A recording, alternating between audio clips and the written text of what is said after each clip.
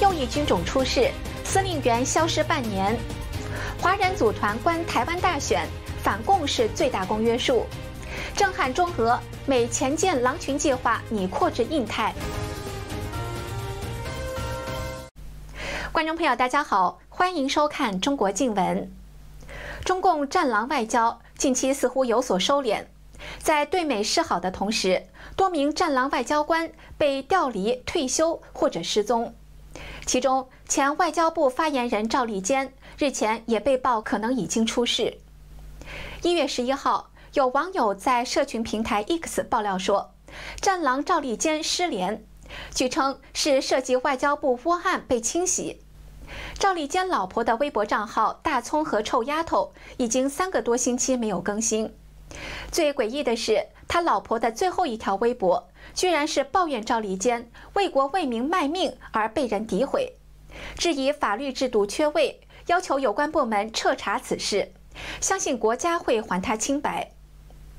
赵立坚在担任中共外交部发言人期间，经常使用激烈言辞，表现中共的胡搅蛮缠、蛮横霸道，是中共战狼外交的代表之一。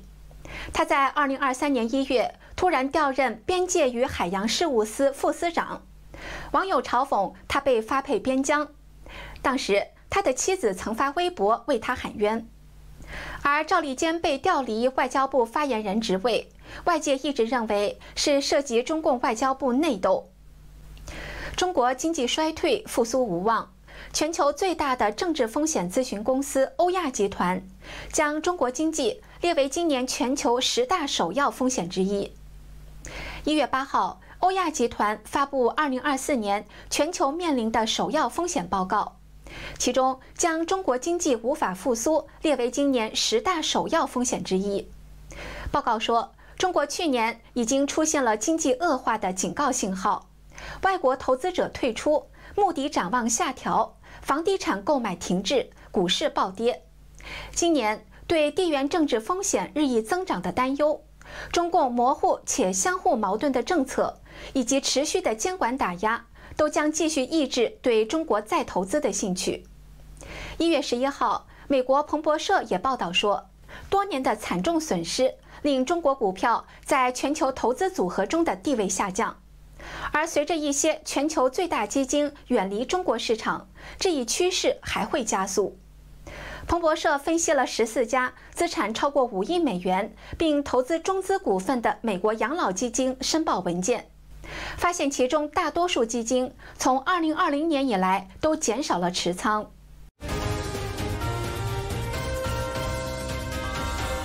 火箭军被整肃受到外界关注，现在有迹象显示，另外一个军种战略支援部队也面临重组。战略支援部队司令具前生在去年军中整肃正酣之际消失，至今已经近半年，疑似涉案受查，但至今没有被撤换。今年1月8号至10号，中共20届中纪委第3次全会在北京举行。香港明报1月11号刊登署名文章称，在各大军兵种的军政主官中，只有2名司令缺席，由政委出席，一是刚上任的海军司令胡忠明，另一人是战略支援部队司令具前生。具前生在2021年6月升任中共战略支援部队司令，7月5号晋升上将军阶，但去年7月31号，中共举行建军96周年招待会时，具前生缺席。当时火箭军高层几乎被一锅端，在这个招待会露面，成为显示军中将领是否安全的信号。有媒体认为，具前生也凶多吉少。关于具先生呢，被失踪了半年呢，可以肯定他出事了。要不然一个军队、一个军种的主官大半年没出面的话，那是不正常的。至今，具前生已经消失快半年，外界有不同解读。那个具先生呢，是战略支援部队的司令啊，在整肃的初期呢，就被火箭军的一些成员把他交代出来。他实际上和这次大整肃啊，都是属于同一个习近平进行大整肃范围的这个官员。中共海军司令部前中校参谋姚成认为，战略支援部队和火箭军性质不同，同样在装备上贪腐的可能性较小。他也没导弹，也没有飞机，也没有军舰，他就是电子设备啊，网络上那些东西。他应该说，从装备这个角度上来说，他在这上面出事的可能性很小。但是他出事有一件基本上可以肯定，就是去年年初的这个气球飘到了美国上空，这件事情导致了中美关系一下子走向了谷底。再加上呢，这个气球放了以后呢，有传言说习近平不知道，就是认为根本就没有报告习近平。在中共党魁实行军改后，战略支援部队与陆军、海军、空军、火箭军并列，成为中共军队第5大军种，分为航天系统和网络系统2部分。当局称它是新制作战能力的重要增长点。这个战略支援部队主要是用这个高科技的手段进行网络战、进行空天战的这样一支新的科技领域的部队。但是现在看来，这支部队啊，由于习近平的军改，很大程度上他是为了集中他个人的权力，所以他的这支在习近平的军改最失败之处啊，实际上就在于这个战略支援部队啊，实际上并没有产生很可观的作战效益。所以中共军内呢，在此前就有人提出来，这个战略支援部队呢应该解散。明报的报道也说，战略支援部队设立8年来效果不彰，除了机构虚胖、级别虚高，多了一批上将、中将外，战支部队仍是一个缝合怪。战支部队总部变成一个虚设的架构，下面的2个系统部与2个直属基地仍各自运作。吕奥法学家袁宏兵也认为，战略支援部队重组的可能性很大。因为第一呢，把一个网络战和这个空天战合在一起啊，这本身就是违背一个科学原则的。这是一个拍脑袋的决定，是一个外行的决定。因为习近平他本身不懂这个军事科学，所以现在由于运行这个本身的不畅通，再加上这个战略支援部队的这个司令员也出问题，所以他重组的可能性还是很大的。除了据前生，战略支援部队副司令员兼航天系统部司令尚红一度当选中共20大代表，但之后却被取消代表资格。有媒体说他已经悄然去职。在2015年的最后一天，中共党魁向火箭军和战略支援部队授予军旗，称他们是实现强军梦的重要一步。不过，如今这2支部队都处于整肃的寒风中。台湾2024总统大选全球瞩目，来自海外的多位华人自媒体人，在台北市姓名协会的邀约下到台湾观选。他们认为，台湾的民主得之不易，反共才是选民的最大公约数。主办单位也期待透过这些自媒体他们的视角，让全球华人见证到台湾的民主自由和选举。台湾总统大选前夕，台北市姓名两岸研究协会邀请海外华人自媒体来台观选，共同见证台湾民主进程，并与台湾自媒体互动交流，对大选进行近距离观察及评论。台湾那么自由的开放，可以多党进行竞争。我认为这才是真正的自由社会应该有的这种本来的面目。如果中国能达到这一点的话，那么我们就进入了一个世界文明的社会，这是我们最大的感触。1月11日，华文自媒体台湾大选观选团举行记者会，彼此分享此行心得。他们一致认为，不管蓝绿，反共应是最大公约数。作为我们这些观选的人呢，尤其是来自反对北京政府的观选团呢，基本上都比较希望绿营继续执政，因为维持现在台海的局面，继续对中共政权形成对抗，这是我们的期待。其实台湾民众还是不愿意接受对岸对台湾的恐吓，尤其是随着年龄结构、随着人口结构的变化，年轻人越来越多，他们会对对岸的越来越抛弃。加拿大知名政治评论自媒体人文昭获邀来台湾观察大选，他建议台湾选民不需要去揣测中共对台独的容忍底线。中共没有能够攻击台湾的唯一的原因，就是在于他的力量还不具备。他认为历次台湾选举只会让台湾的民主更加成熟。台独的定义，我认为是不需要追随中共，因为中共如果真的对版图完整这么在意的话，他大可关注的事情可以很多，他为什么不去关注库页岛，不去关注历史上割让给俄国的领土？为什么不去关注外蒙古？外蒙古他为什么不让回归中国，是吧？所以最根本的害怕是台湾的民主制度与中国大陆形成的强烈反差。台湾作为民主灯塔，在整个华人世界当中的示范作用。政治评论员唐晋元表示，无论这次台湾选举结果如何，都不会改变中共要吞并台湾、消灭中华民国的意图。他也对马英九的相信习近平的说法提出了质疑。64事件民主女神像的雕塑者陈为民表示，中国民众无法享有民主，希望台湾人能成为华人民主的示范。如果台湾选民恐惧来自中共的威胁，选出亲共的领导人，那对台湾的民主才是最大的威胁。只有打倒共产党，消灭共产党，那么整个世界、整个台湾，他们才会相对平安。如果共产党还存在一天的话，那么他对民主社会打压，他不会停止的。今天你马英九也好，国民党也好，今天你们这样会说民进党是台独，明天他们也会说你们国民党是台独，因为你们还在坚持中华民国。共产党它是没有任何可信度。联电创办人曹信成表示，期待这些自媒体网红透过他们的视角，让全球华人见证到台湾的民主自由与选举。一位拜登政府资深官员在10号傍晚的背景简报会上告诉美国之音，台湾不只是该地区的民主典范，更是全球楷模。资深官员还宣布，拜登政府将派出一个高级代表团在台湾选后访台。震撼中俄，美前舰狼群计划拟扩至印太。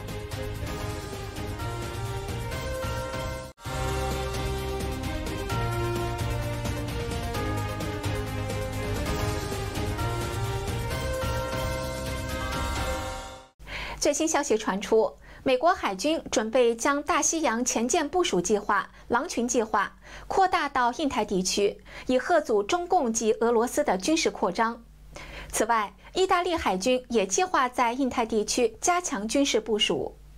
据海军新闻报道称，1月9日，美国海军水面舰协会年度研讨会在维吉尼亚州阿灵顿郡举办。美国海军舰队司令部司令考德尔上将在会中介绍大西洋前舰部署计划，也就是俗称的狼群计划。根据考德尔的说法，狼群计划是根据2战前舰作战方式提出的构想。当时的想法是，如果有一组舰艇，尽管速度比不上其追击的目标，但可透过彼此间的联系通讯强化战力，造成更有效的实际破坏。狼群计划呢，它最关键的是说，就是互相之间的配合，就是这些潜艇之间在互相之间的配合，因为潜艇最重要的就是个隐蔽性。如今的狼群计划将那些处于部署周期之外且具备一定战备水准的前舰指定为战斗增援就绪战力，然后纳入紧急应变部队麾下，可迅速部署以因应不断变化的情势。就是它一般排水量也比较大，所以它可以装载更多的攻击性武器。但现在核潜艇呢，也成为一个对陆地和对军舰攻击的重要的一个手段。考德尔表示，由于在美国东岸出动前舰所需的距离，以及北方司令部和欧洲司令部之间的关系，狼群在大西洋表现良好。他形容这些司令部之间的联系为共生，可以无缝过渡。那这些这种高科技的这种通讯方式，能够让几艘前舰之间彼此能够结合成一个作战网，那这样子呢，就可以大幅度强化它的这个海上作战能力。但我相信他这样子做的这个目的是针对中共海军在太平洋地区的扩张。考德尔希望狼群计划能够应用在美国印太司令部，以反制中共与俄罗斯的挑战。因为美军呢，在这个印太地区已经有了众多的陆海空军的部署，包括有大量的军事基地。但是这次呢，还是要把潜艇的这一部分也要扩大到个印太地区，也就是说，要加强在印太地区的潜艇的部署。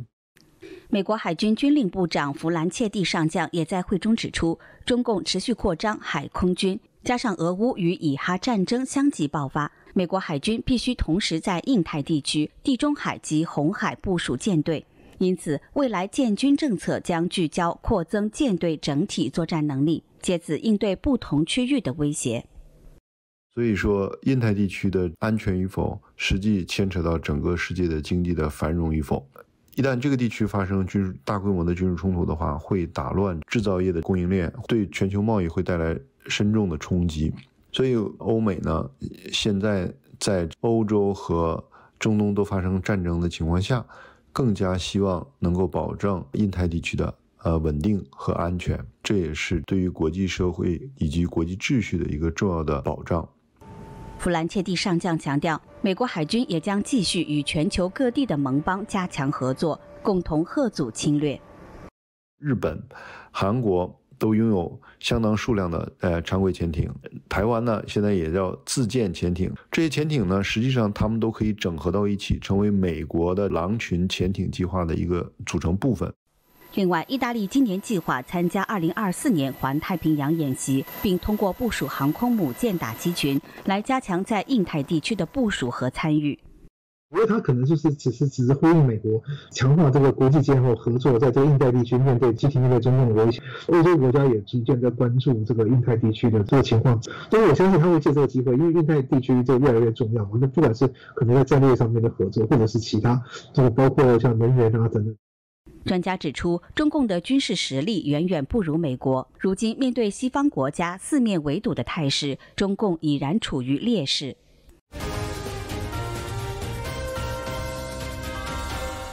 下面我们来关注中国大陆各地民众维权的情况。重庆市江北区新市村村民刘汉的房屋，今年1月被纳入江北区城市开发集团的征收区域。由于刘汉对房屋征收方案不满意，官方竟然称他的房子是危房，断水断电，强制他搬家。湖南维权律师谢阳因声援被强制关进精神病院的怀孕女教师李甜甜，2022年1月11号被抓捕，之后又被以煽动颠覆国家政权罪正式批捕。当局对案件不审不判，拖延整整2年，仍未开庭。目前谢阳仍被关押在长沙市第1看守所。中国一群丢失孩子的家长1月6号聚集在福建一个广场上，手持孩子照片寻子，但被中共官方派出的不明身份者用人墙阻挡，行人无法靠近了解真相。网友批评说，当局这是跟人贩子一伙，对这些家长进行2次伤害。709案受害律师周世峰2023年9月15号寄信给中共中央政法委书记陈文清，要求平反709案件。1月12号，他收到中共最高法院的回复，要求他寄送详细资料。他们估计709案很可能会被重审。在中国大陆，国企意味着铁饭碗，它也是很多人一直梦寐以求的求职目标。不过呢，现在人们发现，近来国营企业的员工不但也降薪，还因严格执行工资考核，让铁饭碗变得不那么铁。外界认为，这种情况反映了大陆的经济困境。大陆经济观察网1月5号报道说，2023年底，一个地方国企员工连续收到多份关于员工考评和绩效薪酬的调整方案通知。通知要求，季度综合考评为 D 级，也就是不合格的员工的季度薪酬，除社会保险与公积金扣缴部分正常发放外，其他绩效工资为0。考评为 C 级的员工，其他绩效工资调整为每月500元。对于全年绩效工资的考核为 D 级的员工，年度绩效工资结算金额也为0。C 级员工为1500元，创历史新低。报道说，这一制度建立已久，但这是第一次如此严格执行。经济观察网记者还询问了包括能源、建筑、消费等领域的多家央国企人士，发现很多家企业都在减少员工的薪酬。很多人，包括管理层，2023年年薪都缩水了30%。建筑行业更糟，有单位通知，从2024年1月起，所有子公司只发基本工资和绩效工资，不发季度奖金。2023年的1到11月份，规模以上的工业企业中啊，那个国有控股企业，它的利润是下降了6.2%，而在2022年，它还是个增长的。在这时候，大家没有钱。那肯定是要降息吗？大纪元专栏作家王鹤指出，2023年地方财政、中央财政都很紧张，他们由过去支撑国企、央企，反过来要求国企、央企把利润上交给中央和地方财政。在这种双重压力下，他们的薪酬必然受到冲击，包括年底的季度考核、年度考核、年底的奖金、双薪等惯例。在这时候，他从效益这个角度挂钩，来强化这个考核制度。那么对管理层来说的话，相对说阻力要小一些。如果平时就那么给大家很降薪，那管理层肯定是要被下面搅翻的。因为那个国企、央企，它跟那个私营企业不一样，它那个里面的职工他是全民所有制或者长期合同制，你想把他一个人从里面开掉啊，那是相当困难的。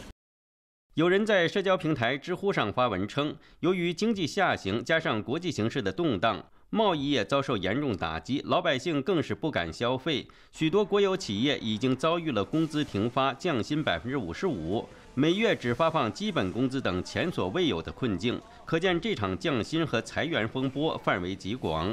大陆门户网站在去年12月中透露，据中共统计局发布的最新资料，2023年失业人数预计将达到8000万人。在失业人数剧增的背景下，据调查，部分失业者因经济压力不得不选择停止向家中老人支付赡养费。王鹤指出，上个世纪末本世纪初，中共当时搞企业改制，造成几千万工人下岗，但因为2001年中国加入世贸，由于外贸发展迅猛，让大陆很快渡过去了那一难关。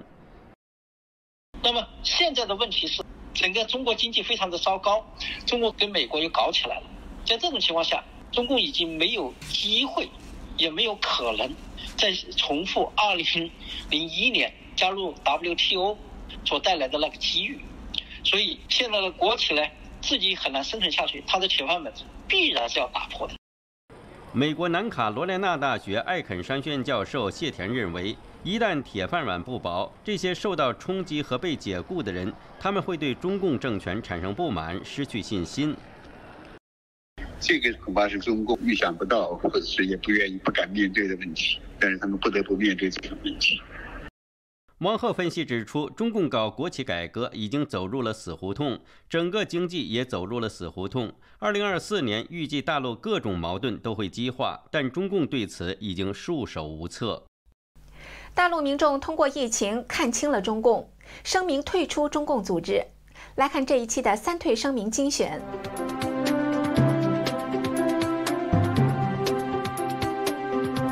河北唐山的仲昭俊说：“我叫仲昭俊，目前就读于南昌航空大学。通过武汉病毒和近期发生的种种事情，我终于意识到了中共的可憎之处，这就是一个灭绝人性的邪恶组织。我仲昭俊在此声明退出共产党及一切相关组织，天灭中共。”河南的徐东石说：“中共邪党统治下的小学生，如果不戴红领巾，会被老师带到讲台上批评，好像犯了多大的过错，好像我是一个十恶不赦的罪人。那时起，我就讨厌红领巾和共产党，让什么都不懂的小孩跟着老师念，宣誓一切都给共产党。共产党的这类做法太恶毒了，即使年纪过了就不算了，我也要正式退出这个邪恶组织。”好的，观众朋友，我们这一期的中国静闻就到这儿了，感谢各位的收看，再会。